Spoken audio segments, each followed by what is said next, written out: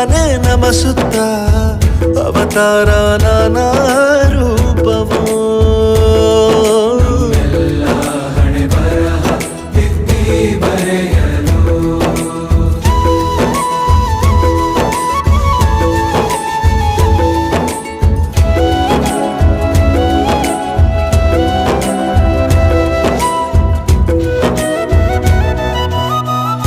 ಬಾಳಲ್ಲಿ ಲೆಕ್ಕ ಎಷ್ಟು ಮುಖ್ಯ ಎಂಬುದ ಬೆರಳಲ್ಲೇ ತೋರಿ ಕಲಿಸಿದ ಗುರುಗಳೇ.